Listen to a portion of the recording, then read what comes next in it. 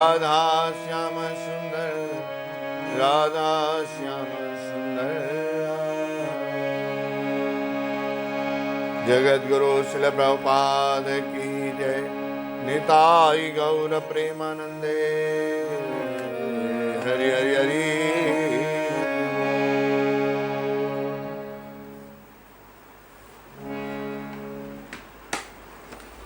हरे कृष्णा। तो आप सबको फिर एक बारी आज की इस क्लास में आप सबका स्वागत। और निवेदन करते हैं कि आप सब मुझे ऐसा आशीर्वाद देंगे, हमें ऐसा आशीर्वाद प्रदान करेंगे कि भगवान हमारे पर ऐसी कृपा रखें कि हम कुछ न कुछ रोज़ भगवत कथा के बारे में कोई चर्चा करें, भगवान के बारे में चर्चा करें और हम सब मिल कर के भगवान की इस चर्चा का पूरा आनंद लें, अपने जीवन में उतारें। कहा तो ये भी जाता है, कुछ लोग कहते हैं कि आज सब भजन कर रहे हैं, लॉकडाउन के बाद कोई भजन नहीं करेगा।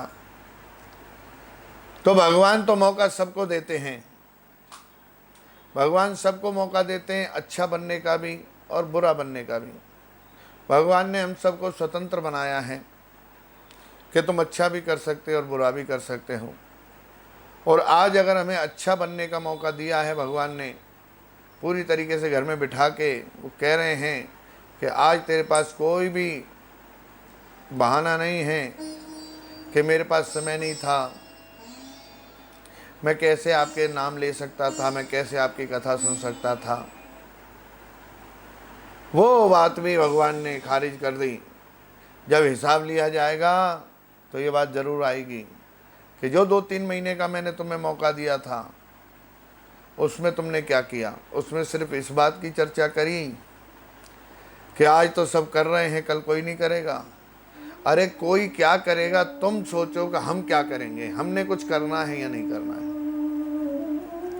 हम क्या कर रहे हैं। आज हमारी आदतें इतनी खराब हो गई हैं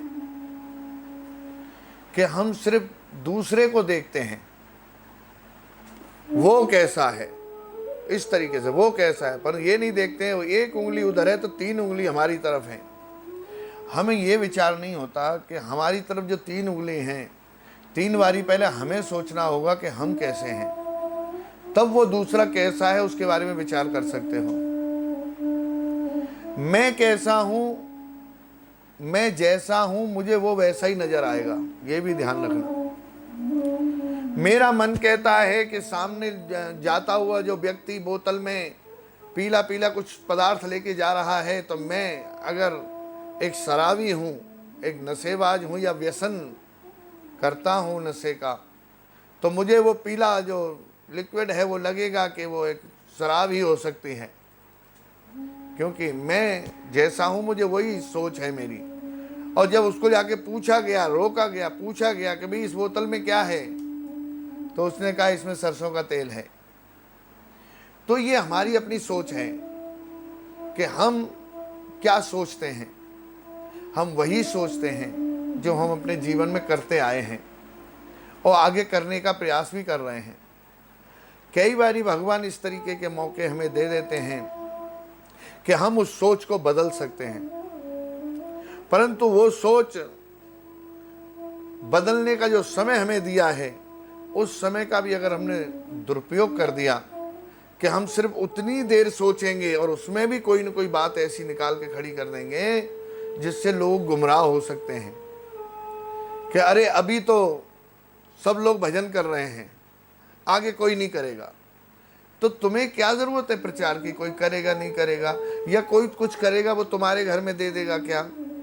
अच्छा करेगा तो वो अपने लिए करेगा, बुरा करेगा अपने लिए करेगा। तो हमें अपने बारे में सोचना चाहिए कि हम इस समय क्या कर रहे हैं और हमें आगे फिर इस समय में जो हम आदतें अपनी सुधार लेंगे या बिगाड़ लेंगे वही हमारे काम आने वाला है।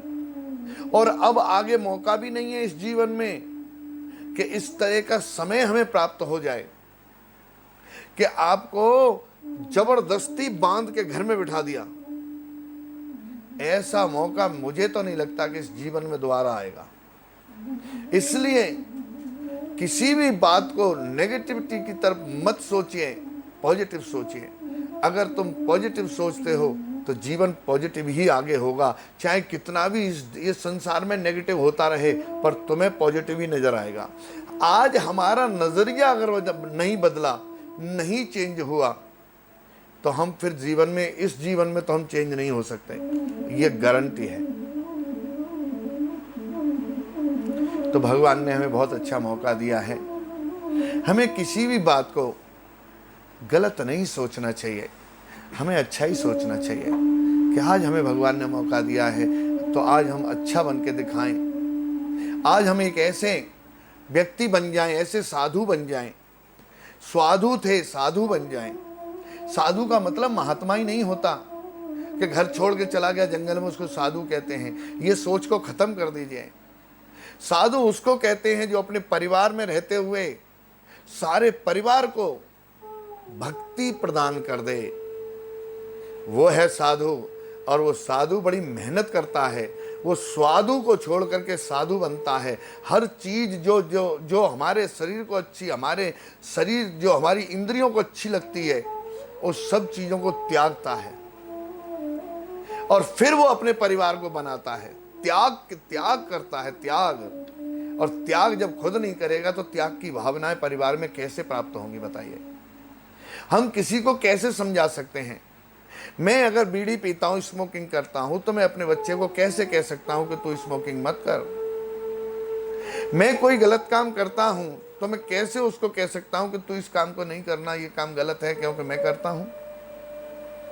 हाँ, हम तब कह सकते हैं जब मैं उस काम को नहीं करता, मैं किसी ऐसा अच्छा काम, कोई शास्त्रों से संबंधित कार्य करता हूँ, या किसी भक्त के संरक्षण में आकर के भगवत कथा और उस आनंद की प्राप्ति के लिए कोशिश करता हूँ जो मेरे जीवन का लक्ष्य है। और उसी आनंद की प्राप्ति के लक्ष्य के लिए जो मैं चल रहा हूँ, वो मैं अपने जीते जी अपने परिवार को भी चला के जाऊँ, ये है साधु। साधु का मतलब वो नहीं होता जो तड़पते हुए बच्चों को घर में छोड़ के जंगल में जाके बैठ जाए सिर्फ अपने हित के लिए, सिर्फ अपनी जीवन के लिए कि मैं भगवत धाम चला जाऊं या मेरी मुक्ति हो जाए। और जो तेरे से बंधे हुए हैं इतने सारे लोग, उनका क्या होगा? भगवान ने ड्यूटी दी है गृहस्थ को, इसीलिए 4 आश्रम में गृहस्थ आश्रम को इसीलिए सबसे उच्च बताया गया कि गृहस्थ ही है जो चारों आश्रम पे भारी पड़ता है। चारों के चारों आश्रम गृहस्थ के द्वारा ही चल रहे हैं। गृहस्थ नहीं होगा तो आश्रम भी सारे मिट जाएंगे। कहां से लाओगे वो ब्रह्मचारी अगर गृहस्थ नहीं हुआ तो? कहां से लाओगे वो सन्यासी अगर गृहस्थ नहीं हुआ तो? कहां से लाओगे इस दुनिया का पालन पोषण करने के लिए वो धन अगर गृहस्थ नहीं हुआ तो?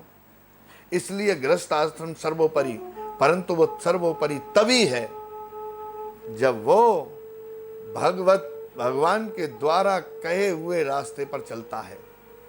जो सिद्धांत मनुष्य के लिए बनाए गए हैं, उन सिद्धांतों को वो मानता है और आगे परंपरा में उन सिद्धांतों को वितरण करता हुआ भगवत धाम को प्राप्ति करता है, वापस अपने घर को चला जाता है। वो है साधु। और इस तरीके से अगर कोई व्यक्ति करता है तो उस व्यक्ति के चरणों में हमारा दंडवत प्रणाम है और बारंबार कोटि कोटि प्रणाम है। परंतु कोई साधु की अवहेलना करे, उसकी मजाक बनाए, ये ठीक नहीं है, ये बिल्कुल भी ठीक नहीं है। इसलिए हमें चाहिए कि हम अपने आप को तौले तराजू में, हमें अपने आप को देखना है, अपने आप को देखना है। आज ऐसी कुछ बातों पे हम लोग चर्चा करेंगे। आज का जो टॉपिक है, आज का टॉपिक, हाँ देखिए, आज का जो टॉपिक है जो दिया गया है हमें कि मनुष्य दुखों के जाल में क्यों फंसा हुआ है, उसका कारण मैंने आपको एक ट्रेलर दे दिया। हाँ, और शास्त्रों के आधार पर भी इसी बात पे हम चर्चा करेंगे। बोलो जय जय श्री राधे, हरे कृष्णा।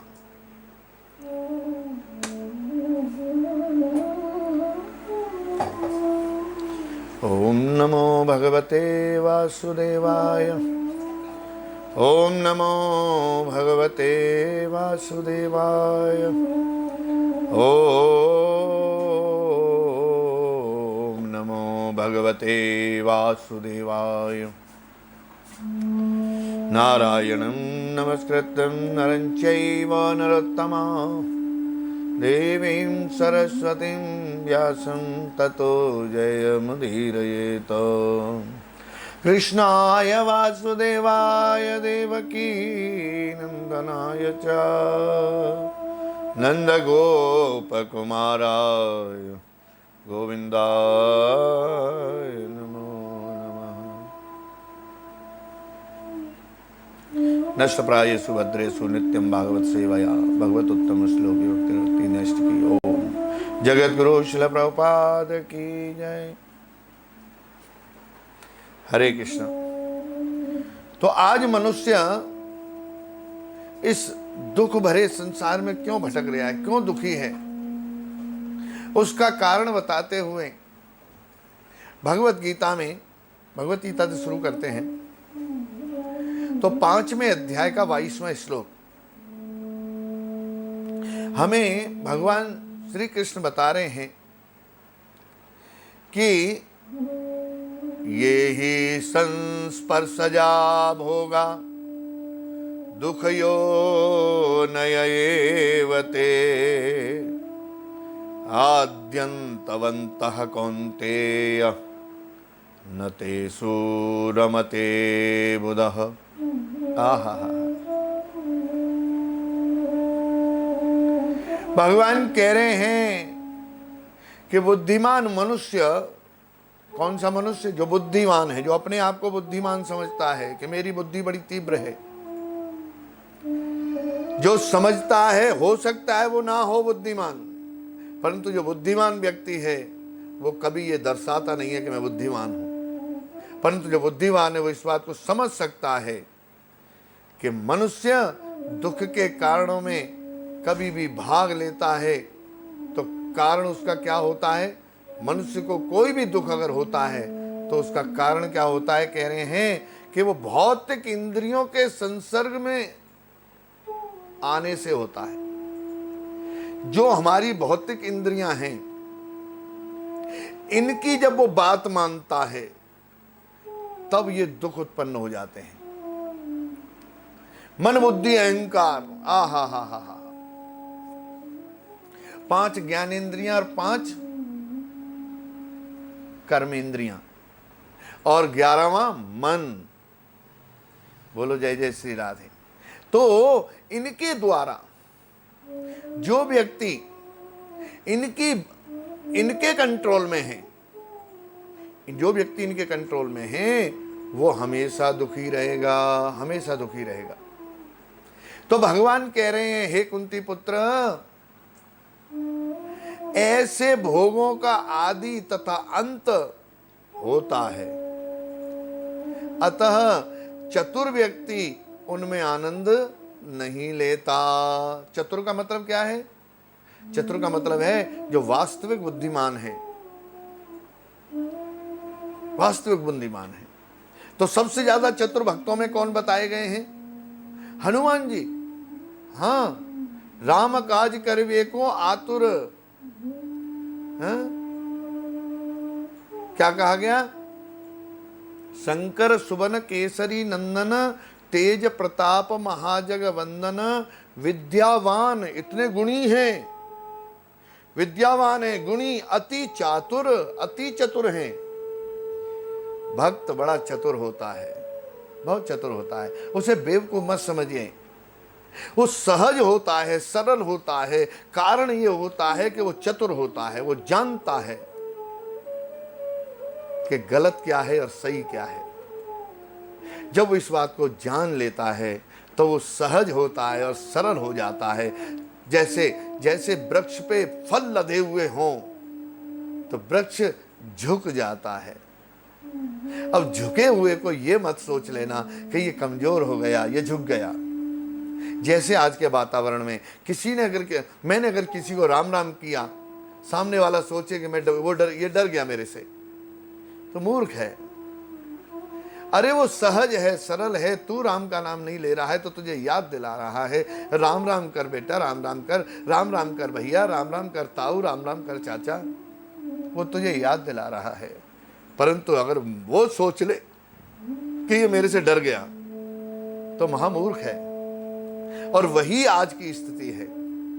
और भगवान को कौन प्रिय है? जो सहज है और सरल है। तो यहां पर इसी बात को प्रभुपाद जी कह रहे हैं, भगवान कह रहे हैं अर्जुन से कि कौन सा व्यक्ति सबसे ज्यादा दुखी रहता है? जो अपनी इंद्रिय तृप्तियों को कंट्रोल में नहीं कर पाता, उन्हीं के आवेश में बहता चला जाता है। आंखें जो देखना चाहती हैं उन्हें दिखाता है, परंतु आंखों को क्या देखना चाहिए ये नहीं समझता। आंखें बनाई हैं क्या देखने के लिए बनाई हैं ये वो नहीं समझता। माया के अधीन होकर के इंद्रियों के संपर्क में संसर्ग में आके और वो ये भूल जाता है कि आंखों का कर्तव्य क्या है, आंखों का काम क्या है, नाक का काम क्या है, उसे सूंघना है तो क्या सूंघना है, हैं? अब मुंह का क्या कर्तव्य है, जीवा का क्या कर्तव्य है, उसे कौन सा रस लेना है, उसे कौन सा काम करना है, वो कर क्या रही है? क्या वो सिर्फ प्रजल्प बुराइयां बुराइयां बुराइयां, एक दूसरे की निंदा, ईर्षा, द्वेष, झूठ, कपट उसके लिए है क्या जीवा? नहीं नहीं, उसके लिए नहीं है, परंतु वो वही कर रहा है। इसीलिए वो इंद्रियों के कंट्रोल में आ चुका है और दुखी रहता है, दुखी रहता है। भगवान कह रहे हैं, हे कुंती पुत्र, ऐसे जो भोग हैं, जो इन इंद्रियों के द्वारा वो समझता है कि मैं रस ले रहा हूं, वो रस नहीं है, वो जहर पी रहा है, जहर। और भूले से भी अगर कोई व्यक्ति जहर पीता है तो मरना तो उसे पड़ेगा, क्योंकि जहर को नहीं पता कि वो भूले से मेरे को पी रहा है या जानकारी से पी रहा है। तो बिल्कुल उसी प्रकार हमें समझना चाहिए। तो प्रभुपाद जी तात्पर्य में कह रहे हैं कि जो भौतिक इंद्रिय सुख, जो भौतिक इंद्रिय सुख है, जो ये इंद्रियां जो सुख ले रही हैं, सिनेमा देखने जाना है, चार आदमियों के साथ बैठ करके पार्क में ताश खेलने हैं, टाइम को बर्बाद करना है, जबकि एक एक मिनट भारी है, बड़ी कीमती है। समय बहुत बलवान है, समय बहुत कीमती है।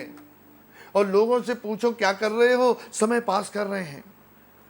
अब आप बताइए, इतने कीमती समय को लोग पास कर रहे हैं सिर्फ बेकार की बातों में, सिर्फ बेकार की बातों में। घर में बच्चे परेशान हैं, चाहे धन बहुत सारा है फिर भी परेशान है, क्योंकि उन्हें एक सही रास्ता बताने वाला कोई नहीं है।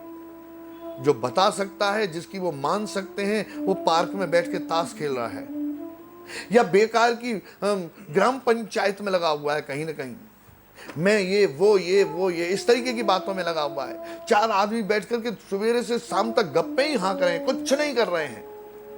बच्चे घर में देख रहे हैं, कोई हमें समझाने वाला हो, वहां कोई भी नहीं है। ये यहाँ पर अपनी जिंदगी को बर्बाद कर रहा है और बच्चे वहां पर टेलीविजन के अंदर, और आजकल तो मोबाइल में क्या क्या वो देख रहे हैं। और फिर वो सुख चाहता है घर जाकर के कि मेरे बच्चे मुझे सुख देंगे या परिवार से मुझे सुख प्राप्त हो जाएगा। क्या तूने अपने कर्तव्य को निभाया जो तुझे सुख प्राप्त हो जाएगा? बोए ते कांटे बबूल के, तो आम कहां से आएगा भैया? आम कहां से आएगा? पर मैं इस बात को सोचता नहीं सोचता। यहां भगवान कह रहे हैं कि जो सुख वो लेना चाहता है इन इंद्रियों से, वो नाशवान है। ये इंद्रियां जो भी सुख ले रही हैं, बेकार की बातों से सुख ले रही हैं, सिगरेट पी के सुख लेना चाहती हैं, शराब पी के सुख लेना चाहती हैं, गप्पे मार के सुख लेना चाहती हैं, एक दूसरे की निंदा, ईर्षा और झूठ कपट और सब इसी में सुख लेना चाहती हैं। ये जो जितना भी सुख है ये सब नाशवान है। नाशवान क्यों है? सबका नाश हो जाएगा। क्यों हो जाएगा? क्योंकि ये शरीर भी नाशवान है और ये इंद्रियां शरीर से ही संबंधित हैं। इंद्रियां शरीर से संबंधित हैं, क्योंकि शरीर अलग है और मैं अलग हूं। और मैं कौन हूं? मैं हूं आत्मा। आहा, जो क्या है? भगवान श्री कृष्ण का अंश है और वो है परम पवित्र, परम शुद्ध, वो अशुद्ध से मिल ही नहीं सकता। अगर वो अशुद्ध से मिलेगा तो दुखी रहेगा।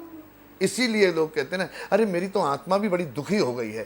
कारण, क्योंकि मेरे कर्म ठीक नहीं है, इसलिए मेरी आत्मा अंदर से दुखी होती है। क्योंकि वो इस नाशवान शरीर के साथ नहीं है, उससे अलग है। मुक्त आत्मा किसी नाशवान वस्तु में रुचि नहीं रखता, प्रभुपाद जी कह रहे हैं। जो मुक्त आत्मा है, जीवा स्वरूप है नित्य कृष्ण दास। मामे वांसो जीव लोके जीव भूत सनातना, भगवान कह रहे हैं ये जितने भी जीव हैं मेरे अंश हैं। और इनका स्वरूप क्या है, इस जीव का कर्तव्य क्या है? इस जीव का कर्तव्य है कि वो मेरा दास है। वो जो भी कुछ करे मेरे लिए करे, तो उसे कभी दुख प्राप्त नहीं होगा, कभी किसी कर्म का बंधन उसे प्राप्त नहीं होगा। क्योंकि दुख और सुख ये कर्मों के आधार पर हमें भोगने पड़ते हैं। कोई भी अगर हम कर्म करेंगे शारीरिक स्तर पर, तो हमें दुख अवश्य होगा। और जब हम आत्मा चिंतन के साथ जब ये सोचेंगे कि जो आत्मा है ये भगवान का अंश है, तो मैं शरीर से संबंधित कार्य न करके आत्म संबंधी कार्य करूंगा इन इंद्रियों के द्वारा। क्योंकि ये शरीर मुझे भगवान ने दिया है अपनी सेवा के लिए, और मैं उनकी सेवा बिल्कुल भी न करके अपने शरीर की सेवा कर रहा हूं। जब तब शीशे के सामने खड़ा होकर के दिन में 2-2.5 घंटा 3 घंटा तो शीशे के सामने ही निकल जाता है। जब जाता हूं तब ड्रेस शीशे के सामने पहनता हूं, आता हूं तो आके देखता हूं कि कैसा लग रहा हूं। मतलब यह है कि अपने शरीर से संबंधित ही जो कर्मों को मैं कर रहा हूं उनमें सुख ढूंढ रहा हूं, जबकि ये शरीर नाशवान है। जो सुख हम ढूंढ रहे हैं उनका नाश हो ही जाएगा। तो कौन सी बात ऐसी है जिसका आनंद हम पा सकते हैं? वो है, भगवान कह रहे हैं कि जो मुक्त आत्मा है, जो शरीर में रहते हुए अपने आप को शरीर नहीं मानता और भगवान का दास मानता है, वो आत्मा मुक्त आत्मा है। और वो नाशवान चीजों में जो आज है कल नहीं रहेगी, उसमें विश्वास नहीं रखता, उसमें कोई रुचि नहीं रखता। दिव्य आनंद के सुखों में भली भांति अवगत व भला मिथ्या सुख के लिए क्यों न सहमत होगा? किसी भी कारण आनंद के सुखों से भली भांति अवगत हो, भला क्यों ना हो, पर मिथ्या सुख जो आज अभी मेरे को सुख प्राप्त हो रहा है, कल वो नहीं होना, वो उसके साथ कभी नहीं रहेगा। थोड़ा समझना पड़ेगा। पद्म पुराण में कहा गया है, रमन्ते योगिनो अन्यते सत्यानंदे चिदात्मनि इति राम पदे नासौ परम ब्रह्म विधीयते। जो योगी जन हैं और जो परम सत्य में रमण करते हैं, योगी जन। योगी जन कौन योगी? योगी का मतलब योग करने वाले नहीं। योग कहते हैं जोड़ने को। जो अपने इस भौतिक शरीर के द्वारा जो हमें ये साधन दिया है, शरीर जो साधन दिया है हमें भगवत प्रेम प्राप्त करने के लिए, इस शरीर के द्वारा परम सत्य को जोड़कर उसमें रमण करता है। आहा, और अनंत दिव्य सुख को प्राप्त करता है। जो आत्मा राम, जिसके कहते हैं आत्मा राम में रमण करता है। आहा, जो समझता है कि मैं भगवान का दास हूं और उसमें वो आनंद लेता है, उसी को क्या कहा जाता है? परम सत्य। उसी को परम सत्य और उसी को राम कहा जाता है। आहा, उसी को राम कहा जाता है। जो अपने में ही रमण करता है कि मैं भगवान का दास हूं, और दास हूं तो मेरा अपना कुछ भी नहीं है, जो कुछ है सो तेरा। सिर्फ कहता नहीं है, कहता नहीं है कि तन मन धन सब तेरा, वो सोचता है मेरा मुझ में कुछ नहीं, जो कुछ है सो तेरा। जो अखंड तरीके से यही सोचता है कि ये शरीर भी मुझे किराए पर मिला है। किस लिए मिला है? मेरे भगवान से मुझे मिलाने के लिए, मेरे पिता से मुझे मिलाने के लिए। ये एक भवसागर की नौका है जो मुझे प्राप्त है। इस नौका के द्वारा मैं इस भवसागर से पार हो सकता हूं। क्यों मैं इधर की बेकार की चीजों में, बेकार के बातों में अपना समय बर्बाद कर रहा हूं? भागवतम में 5वें स्कंद के 5वें अध्याय का 9वां श्लोक, उसमें भगवान ऋषभदेव द्वारा अपने पुत्रों को उपदेश दे रहे हैं। बहुत सुंदर बात कह रहे हैं। यदा मनो हृदय ग्रंथिरस्य कर्मानुबद्धो दृढ़ाश्लिष्येत तदा जन संपरिवर्तते स्माद मुक्त परम यात्यतिहाय हेतुम। कह रहे हैं जब पूर्व कर्म फलों के कारण, जो मुझसे पहले पूर्व कर्म, पहले जो मेरे से कर्म हुए हैं, उन कर्म फलों के कारण भौतिक जीवन में फंसे हुए व्यक्ति के पुनर्जन्म के हों कर्म या इस जन्म के हों, जो कर्म मेरे से ऐसे कुछ हुए हैं जिनकी वजह से मैं बंधन में पड़ गया हूं। और भगवान भगवत गीता में यही तो समझाते हैं कि जो भी तू कुछ करता है मेरे लिए कर, तो तू कर्म बंधन में नहीं पड़ेगा। परंतु कई बार ऐसा हो जाता है कि हमें इस बात का ध्यान नहीं रहता कि जो भी कार्य मुझे करना है भगवान के लिए करना है, तो फिर मैं उस कर्म के बंधन में फंस जाता हूं। तो यहां पर ऋषभ देव जी अपने पुत्रों को, 100 पुत्रों को इस बात का उपदेश दे रहे हैं। ये 5वें स्कंद के 5वें अध्याय का 9वां श्लोक है। कह रहे हैं जब पूर्व कर्मों के फलों के कारण भौतिक जीवन में फंसे हुए व्यक्ति के हृदय की दृढ़ गांठ ढीली पड़ जाती है। आहा, जो कर्म बंधन हमारे को जो लगे हुए हैं, पिछले कर्मों के जो बंधन हैं, जब उनकी गांठ ढीली पड़ जाती है, तब वह स्त्री तथा संतान के प्रति अपनी आसक्ति से विमुख हो जाता है। देखिए, जब तक हमारे कर्मों में शुद्धता नहीं आएगी तब तक वो गांठ ढीली नहीं पड़ेगी। गांठ ढीली का मतलब है कि हमें वास्तविक सत्य का पता नहीं लगेगा। वास्तविक सत्य का मतलब क्या है कि जो हमारा कर्तव्य है उसके बारे में हमें पता नहीं लगेगा। हम अभी भुलेखे में ही पड़े रहेंगे। जैसे कि मेरे को लगता है आहार निंद्रा भय मैथुनम च, बस खाना पीना सोना परिवार बनाना और मर जाना, क्या यही जिंदगी है? ऐसा जब तक हम सोचते रहते हैं तब तक वो गांठ जो कर्म बंधन की है वो यही सोचने को मजबूर करती रहती है। और जब तक ये गांठ खुलती मतलब ढीली नहीं पड़ती तब तक हमारी समझ में ये बात आती ही नहीं है कि वास्तविक कर्तव्य मेरा क्या है, तब तक नहीं आती।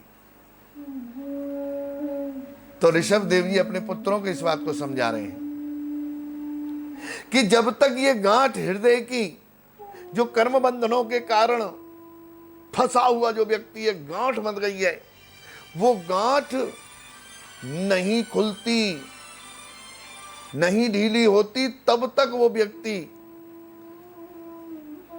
अपने घर से, परिवार से, रिश्तेदारों से प्रेम करता ही रहता है। और यहां क्या कहा, बड़े ध्यान से समझना कि जब तक वो कर्म बंधनों की गांठ तभी जब ढीली हो जाती है तब वो अनासक्त हो जाता है किसी से भी, चाहे वो स्त्री हो, संतान हो, वो अपनी आसक्ति से विमुख हो जाता है। उसे फिर किसी में वो आसक्त नहीं रहता। क्योंकि ये शरीर और ये आत्मा, आत्मा जो हमें प्राप्त हुई है, जो हम जीव आत्मा हैं, हमारा कर्तव्य है आसक्ति किसकी होनी चाहिए? भगवान की आसक्ति होनी चाहिए हमें। अरे कितना सरल है समझना कि अगर हम अपने किसी कार्य को, मान लीजिए कहीं नौकरी हम करते हैं, जैसे भगवान कह रहे हैं जीव स्वरूप है नित्य कृष्ण दास, ये जितने भी जीव हैं सब मेरे दास हैं। अगर वो दास मालिक के लिए कार्य कर रहा है तो मालिक की जिम्मेवारी हो जाती है कि वो उसके बच्चों को पाले, उसके परिवार का खर्चा करे, सारी व्यवस्थाएं मालिक करता है। अब बात आती है कि उसको तनख्वाह किसी को कम मिलती है, किसी को ज्यादा मिलती है, तो उसके कर्मों के आधार पर उसको तनख्वाह मिलती है। जैसा जैसा वो कर्म करेगा उसी आधार पर उसको तनख्वाह मिलेगी। जैसी जैसी उसकी बुद्धि होगी, जैसा विवेक होगा, जैसी स्थिरता होगी, जैसा उसका कार्य होगा, कार्यकलाप होगा, उसी हिसाब से उसको तनख्वाह मिलेगी। बिल्कुल उसी प्रकार हमारी आसक्ति फिर नहीं रहती, क्योंकि जिम्मेवारी हमें सताती नहीं है, क्योंकि हमारे सारे कार्य अपने आप से होने लग जाते हैं। जैसे ही वो गांठ ढीली होने लगती है कर्मों की, जिस कर्मों के बंधन से हम बंधे हुए हैं, वो गांठ कर्मों की जैसी ढीली होने लगती है तो सारी आसक्तियां खत्म हो जाती हैं। इस तरह उसका मोह, जो मोह है कि ये मेरा, ये मेरा, ये मेरा, ये मेरा, ये मोह क्या होता है? ये टूट जाता है। फिर वो मेरे नहीं, वो सबके हैं। वो मेरा भाई है तो वो भी मेरा भाई है। वो मेरे पिता कौन है? भगवान स्वयं है। उन्होंने ही मेरा भाई बना के भेजा है। मैं उन्हें कैसे हटा के इसको भाई समझ रहा हूं? ये भाई तभी हो सकता है, मेरा वास्तविक भाई वो तभी हो सकता है जब वो मेरे पिता को जानता है, जब वो पिता को समझता है। अगर वो पिता को भूल गया है तो वो मेरा भाई कैसे हो सकता है? वो मेरा भाई नहीं हो सकता। तो बिल्कुल उसी तरीके से ये मोह उसका टूट जाता है, वो मुक्त हो जाता है और उसे फिर क्या होता है? दिव्य लोक की प्राप्ति होती है। बोलो जय जय श्री राधे, बोलना तो पड़ेगा। उसे फिर दिव्य लोक की प्राप्ति हो जाती है। तो ये सारी चीजें दुख के कारण बताए गए कि ये आसक्ति है, ये सब दुख के कारण है। और आसक्ति के आधार पर ही हमारी इंद्रियां कार्य करने लगती हैं और इंद्रियों के द्वारा मन कार्य करता है और मन जो सोचता है वही इंद्रियां कार्य करने लग जाती हैं। तो ये दुख का कारण है। तो अब बात आती है कि सुख होगा कैसे?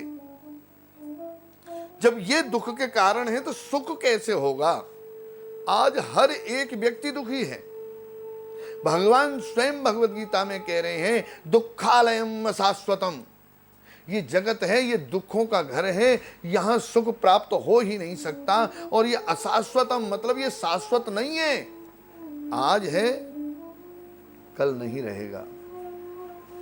मैं कल बालक था, बाद में यंग हुआ, जवान हुआ, आज मैं बूढ़ा हो गया, परसों मेरी गति हो जाएगी। बोलो जय जय श्री।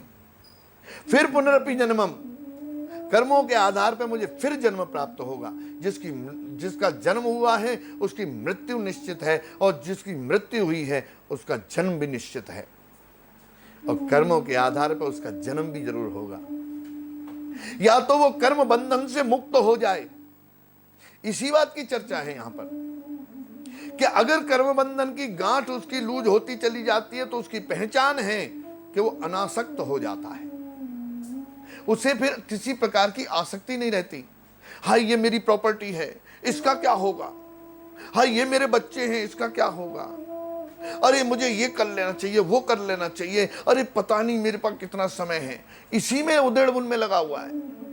वो व्यक्ति पुनरपि जन्मम पुनरपि मरणम पुनरपि जननी जठरे शयनम, वो दोबारा जन्म लेगा, फिर मरेगा, फिर जन्म लेगा, फिर मरेगा और जननी जठरे से फिर दोबारा से मां के गर्भ में आएगा और फिर पैदा होगा, फिर कर्मों के आधार पर अपने भोगों को भोगेगा और बार बार उसको भगवान की कृपा से भक्त भी मिलेंगे, संत भी मिलेंगे, आचार्य भी मिलेंगे, शास्त्र भी मिलेंगे, समझाने के लिए लगातार मिलेंगे, परंतु कर्म बंधन की जो गांठ है वो उसे समझने नहीं देती है।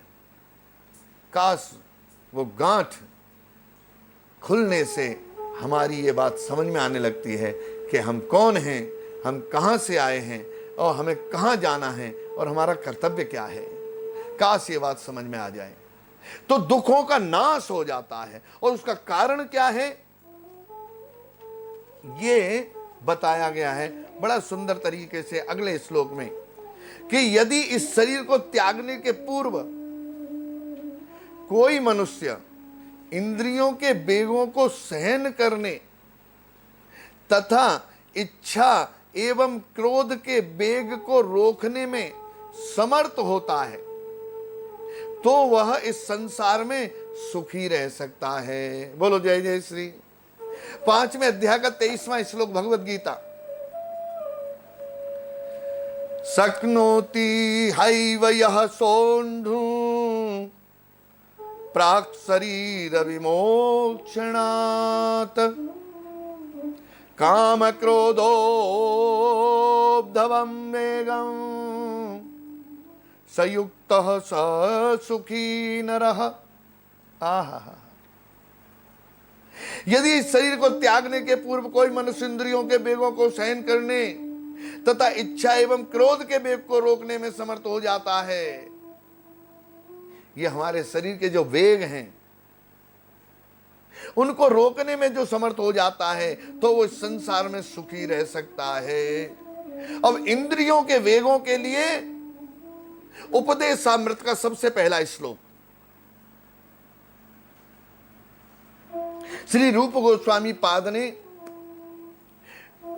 उपदेशामृत नामक एक सुंदर सी पुस्तक जिसमें 11 श्लोक की वो सारी पुस्तक है और इतना निचोड़ है, वो शास्त्रों का निचोड़ रख के हमारे गोस्वामियों में रूप गोस्वामी जो सर्वोपरि हैं, भक्त शिरोमणि हैं, गोस्वामियों के मुखिया हैं, सठ गोस्वामियों के जो मुखिया हैं रूप गोस्वामी पाद, उन्होंने इसको 11 श्लोक का उपदेशामृत हमें जो दिया, आहा, जैसे चैतन्य महाप्रभु ने शिक्षा अष्टक दिया 8 श्लोकों का, ऐसे ही रूप गोस्वामी पाद ने हमें ये 11 श्लोक का उपदेशामृत दिया। उसका सबसे पहला श्लोक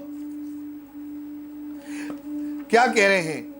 वाचो वेगम मनसः क्रोध वेगम जिवा वेगम उदारोपस्थ वेगम एतान वेगान यो विषये तधीरः सर्वमपि मां पृथ्वी सशिष्यात्।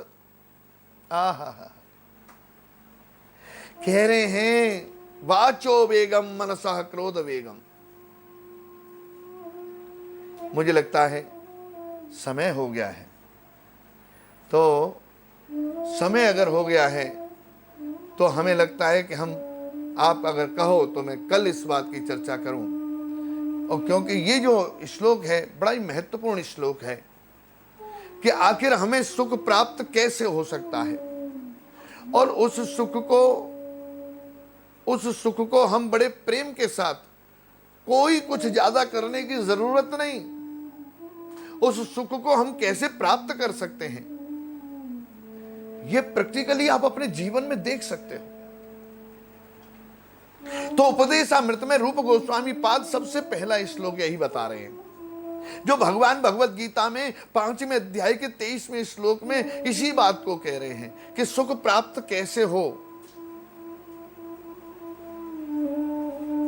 कह रहे हैं यदि इस शरीर को त्यागने के पूर्व कोई मनुष्य इंद्रियों के वेगों को, जो हमारी इंद्रियों के वेग है ना, कौन कौन से वेग, वो इस श्लोक में बताया गया है और इसमें भी बताया गया है कि इच्छा एवं क्रोध के वेग को रोकने में समर्थ हो जाता है। क्रोध, जितने भी वेग हैं, वाचो मतलब बोलने का बेकार की बातें बोलते रहते हैं, उस वेग को रोकना है। वाचो वेगम मनसः क्रोध वेगम। क्रोध की आयु ज्यादा से ज्यादा पल, 2 पल, 3 पल, 4 पल होती है, इससे ज्यादा आयु नहीं होती बड़ी क्रोध की आयु।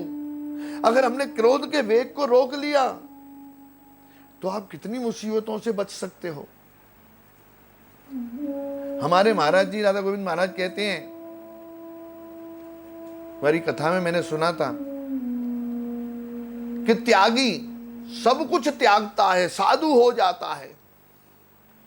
संत साधु संत बन जाता है। घर त्याग देगा, परिवार को त्याग देगा, संपत्ति को त्याग देगा, सब कुछ त्याग देगा। घर को त्याग करके और वर्कल वस्त्र पहन के और साधु बन के और लगा के टीका और माला हाथ में लेकर के जंगल चला जाएगा, सब कुछ छोड़ते ही चला जाएगा। और जैसे ही कभी किसी बात पे, इतनी सी बात पे भी अगर क्रोध आ गया तो सोटा लंगोटा सब एक कर देता है। अरे वाह वाह वाह, क्रोध कितना बुरा होता है। पल में क्या और पल में कुछ और कर दे। जितने भी हादसे होते हैं, जितने भी झगड़े होते हैं, जितनी भी प्रॉब्लम होती है, सिर्फ एक दो पल के क्रोध की वजह से। इसका मुख्य कारण है कि हम उस वेग को रोक नहीं पा रहे हैं। का कारण कई कारण हो सकते हैं। अहंकारवश हो सकता है, बाद में पछताता है वो व्यक्ति, बड़ा पछताता है, काश में थोड़ा सा। और ये तो वास्तविकता है। भक्त लोग कहते हैं, संत बताते हैं कि उस घर में कभी भी झगड़ा नहीं हो सकता, कभी भी कलह नहीं हो सकता, कभी भी किसी प्रकार की प्रॉब्लम नहीं आ सकती अगर दो व्यक्ति आपस में झगड़ा कर रहे हैं और उनमें से एक व्यक्ति चुप हो जाए, बोले ही ना, उस वक्त बिल्कुल बोले ही ना। झगड़ा नहीं होगा। कि जो बोलने वाला है उसे तभी तक गुस्सा आता रहता है कि जब वो सामने वाला बोलता रहता है, बोलता रहता है, बोलता रहता है, बोलता रहता है। तुम थोड़ा बोलोगे वो ज्यादा बोलेगा, तुम फिर और ज्यादा बोलोगे वो और ज्यादा बोलेगा, और क्रोध बढ़ता चला जाता है। क्रोध की आयु बढ़ती चली जाती है। अगर सामने वाला व्यक्ति, एक व्यक्ति भी इंटेलिजेंट है, इस बात को समझता है कि क्रोध वेगम, क्रोध के वेग को मुझे रोकना है, तो वो चुप हो जाए थोड़ी देर के लिए। कुछ नहीं करेगा सामने वाला, कुछ करेगा ही नहीं, कुछ हो ही नहीं सकता उससे। बस तुम्हें चुप रहना है। और थोड़ी देर बाद जब वो शांत हो जाएगा, क्योंकि वो ज्यादा देर बोल भी नहीं सकता, अकेला व्यक्ति ज्यादा देर नहीं बोल सकता, ज्यादा से ज्यादा 2 मिनट, 4 मिनट, 5 मिनट, आधा घंटा, इससे ज्यादा बोल ही नहीं सकता। गला खराब हो जाएगा चिल्ला चिल्ला के, क्योंकि सामने कोई है ही नहीं बोलने वाला। वो खुद ही क्वेश्चन आंसर नहीं कर सकता ज्यादा देर। वो तभी होता है जब सामने वाला बोलता है। तो जो इंटेलिजेंट व्यक्ति है वो कभी नहीं बोलता। एक्सीडेंट भी इसी कारण होते हैं। जितने भी एक्सीडेंट होते हैं हमने देखा है कि सामने गाड़ी आ रही है, इधर से भी आ रही है, ये ड्राइवर सोच रहा है कि वो साइड कर लेगा और सामने वाला सोच रहा है वो साइड कर लेगा, और दोनों लास्ट मोमेंट तक साइड नहीं करते हैं और एक्सीडेंट हो जाता है। काश इनमें से एक व्यक्ति भी समझदार हो तो एक्सीडेंट नहीं हो सकता। वो सोच ले, अरे ये तो साइड कर ही नहीं रहा, मैं ही कर लेता हूं, तो वो भी बच जाएगा और ये भी बच जाएगा। अगर वो एक पल ना सोचे तो दोनों के दोनों वहीं पूरे हो जाते हैं। बिल्कुल उसी प्रकार क्रोध वेगम, तो सबसे पहला आता है वाचो वेगम। बोलने का जो हमारा है, बेकार की बातें बोलते रहते हैं, कोई काम नहीं धंधा, क्या करेगा बंदा, बोलते रहते हैं, बेकार की बातें बोलते रहते हैं। अपनी इंद्रियों को वश में करना है भाई। अपनी इंद्रियों को वश में करोगे तो आपको अपार सुख की प्राप्ति होगी। और इंद्रियों को वश में करने का मतलब है कि वश में करके पर वश में ही रखना है। ये नहीं कि हमने 4 दिन के लिए, अब जैसे कार्तिक मास चल रहा है, इस मास के अंदर बहुत सारे नियम हैं, चतुर्मास चल रहा है। इन 4 मासों में लोग पूरी तपस्या करते हैं और कितने प्रकार के व्रत रखते हैं, बहुत सारे प्रकार के। इसके बारे में भी हम कल चर्चा करें, क्योंकि समय हो गया है। तो कई लोगों के कमेंट्स आते हैं बाद में कि ज़्यादा लंबी कथा प्रभु जी सुन नहीं पाते हैं हम, तो इसके बारे में हम कल चर्चा करेंगे कि हमें सुख दुख के बारे में हमने आज चर्चा करी कि दुख हमें इसीलिए होता है, इस जीवन के अंदर दुखी रहते हैं क्योंकि हम इंद्रियों के वश में हैं और हम इंद्रियों के जो कार्यकलाप हैं उनको बदलना नहीं चाहते। और वो बदले कैसे जा सकते हैं, इसके बारे में कल चर्चा करेंगे। और इंद्रियों के वेग को किस तरीके से हम कंट्रोल कर सकते हैं जिससे हमें परम सुख की प्राप्ति हो।